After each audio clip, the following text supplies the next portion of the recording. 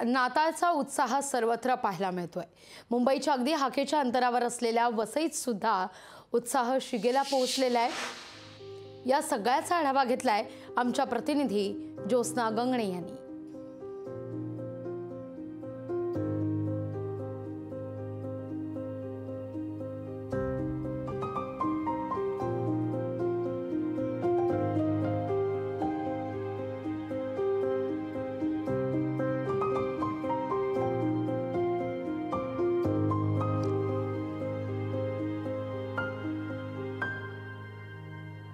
वसई या ठिकाणी असलेल्या गिरीश चर्च इथे आपण आलेलो आहोत आणि आपल्या सोबत फादर फ्रान्सिस कोरिया आहेत। आपण त्यांच्याशी बातचीत करणार आहोत आणि जाणून घेणार आहोत की वसईमधला जो नाताळ आहे तो सर्वात विशेष का असतो।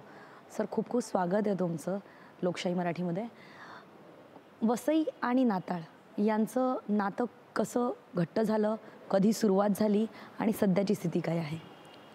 वसई तसं म्हटलं तर ख्रिस्ती धर्माची म्हणजे ह्या एरियातल्या ह्या विभागातल्या ख्रिस्ती धर्माची आणि ख्रिस्ती परंपरेची सुरुवात येथून होते। हे पाळणाघर आहे वसई।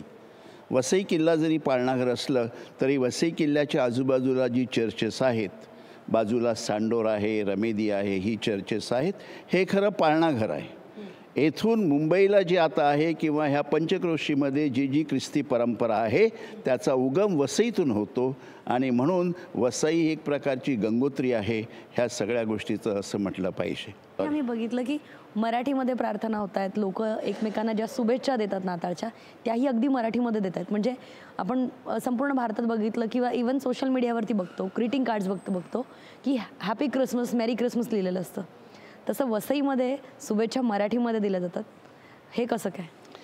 तसं म्हटलं तर ख्रिस्ती धर्म हा इंटरनॅशनल आहे। जिथं भगवान येशूचा जन्म झाला तिकडची परिस्थिती सुद्धा शांत राहावी यासाठी सुद्धा अनेक चर्च आज प्रार्थना करत आहेत।